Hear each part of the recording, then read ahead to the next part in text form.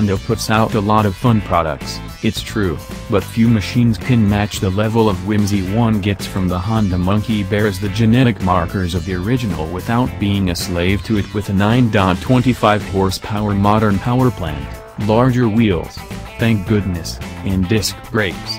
Join me whilst I take a trip down memory lane and take a look at this pint-sized icon destined to hit showroom floors this year. Right. No matter how you slice it, the Monkey falls within what most of us think of as the mini bike category.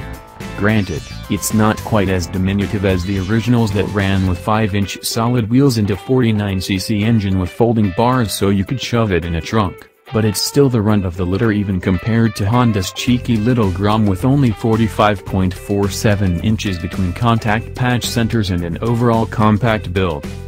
Beefy tires and inverted front forks lend the Monkey some serious business credibility right up front, with a classic round LED headlight can and turn signals that help tend to the street legalities, and a triple-tree-mount fender to contain the front wheel fling. Mini-apes raise the hands enough to keep them out of your knees, mostly anyway, and that puts the mirrors high enough to see over your thighs. A faux tuck-and-roll bench seat provides the pilot with room to scoot back as needed, fairly groomed, within reason of course, and the seat itself rides at 30.5 inches off the ground, so you can count on being reasonably uncramped when you deploy your training wheels.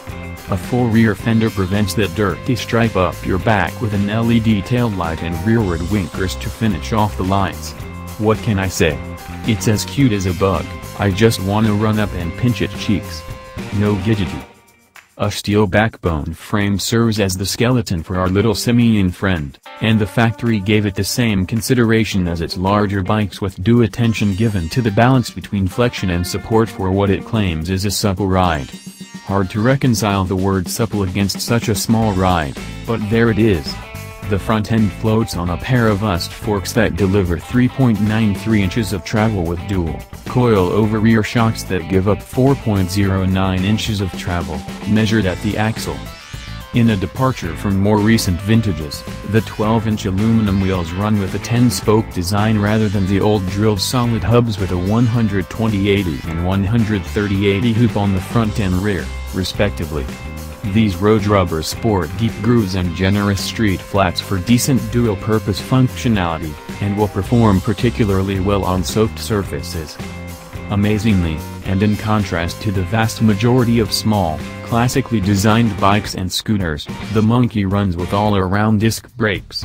To compound our astoundment, Honda chucked on an inertial measurement unit that reads the G-forces at work on the machine, and it works with the ABS feature to provide a more stable ride by providing some rear-wheel lift mitigation. Crazy stuff, right? I mean, you usually don't see such tech this low on the food chain, and there are entire manufacturers that shun it across the board. Cough, Harley, Indian cough cough. So the Monkey really is a fully modern machine in spite of its small size and classic design. Power comes from the horizontally mounted, air-cooled thumper that looks similar to the original plant, but like the rest of the bike, it's a thoroughly modern item.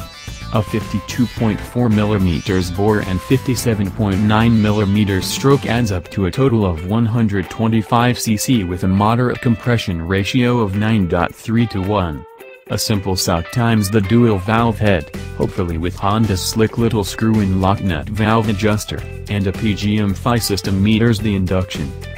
In a departure from recent iterations, the MY18 Monkey drops the manual kickstarter in favor of a button kick for ease of operation. Had they called me ahead of time, I'd have convinced them to leave it as a backup, but instead, here we are.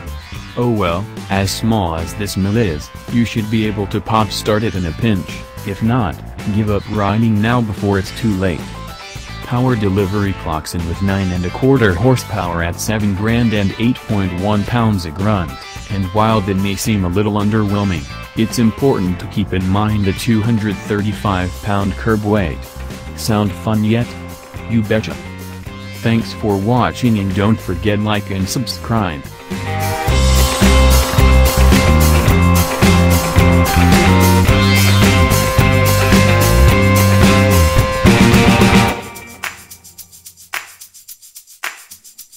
Thank you.